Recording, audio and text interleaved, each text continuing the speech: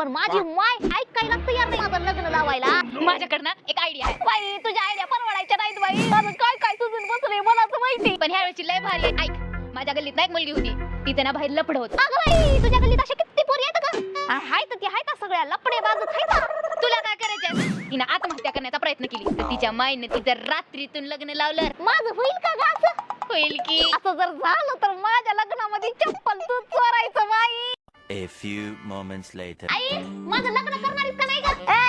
लग्न बिग्न काय करणार नाही तुझं. माझं लग्न तर